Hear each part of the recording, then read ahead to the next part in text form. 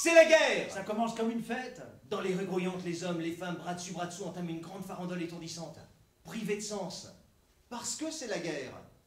Ça commence comme une fête. Je suis un homme libre, et je refuse de saluer la guerre.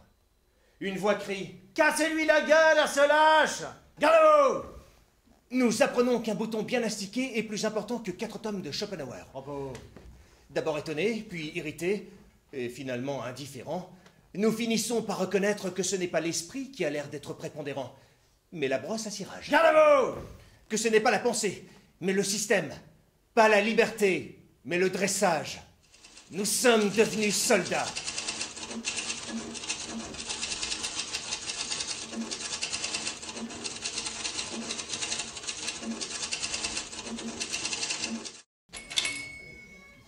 Mon petit bébert, c'est ta maman qui t'écrit. Enfin, on a eu ta lettre. On n'en dormait plus de rien voir arriver. Ici, ça va bien, les soldats sont toujours là et ça ne désemplit pas chez nous. Aussi, t'en fais pas, on en aura. Et si tu veux t'établir, tu le pourras. Et dès que tu seras revenu. Ici, nous sommes très mal. Dans des baraquements, pas très loin des lignes, puisque tous les jours il tombe des obus, pas loin. Ils sont prêts.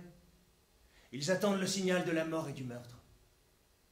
Mais on voit en contemplant leurs figures à travers les rayons verticaux des baïonnettes que ce sont tout simplement des hommes. Chacun sait qu'il va apporter sa tête, sa poitrine, son ventre, son corps tout entier, tout nu, aux fusils braqués d'avance, aux obus, aux grenades accumulées prêtes. Mon petit Léon, ma lettre te parviendra-t-elle?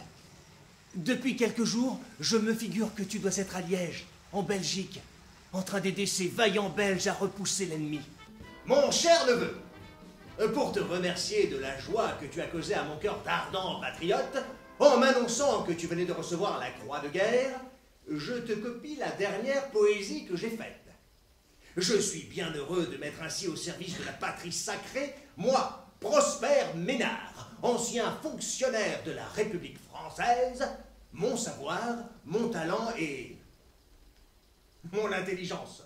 Ils sont partis, nos fiers soldats hardis, les gars au cœur de flamme. Ils sont partis, nos fiers soldats, joyeux affronter les combats. Et ce sont les gars de son escouade qui l'ont tué.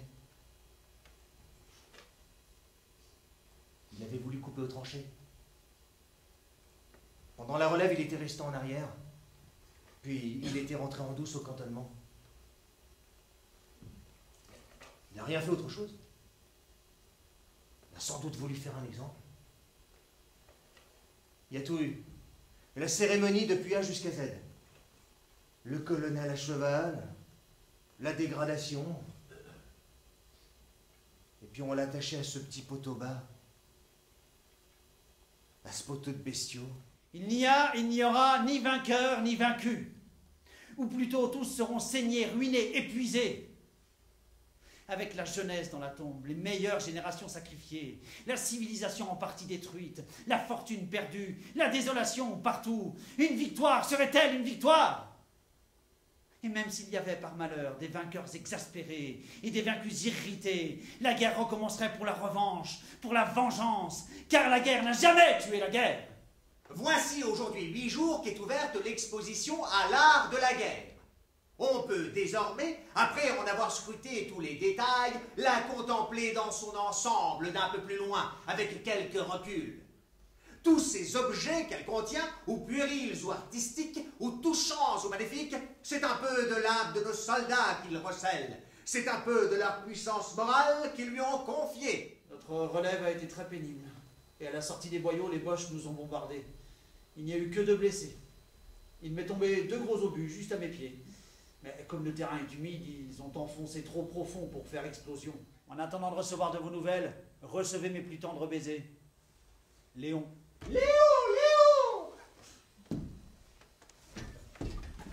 Rassemblement. Hein? Rassemblement.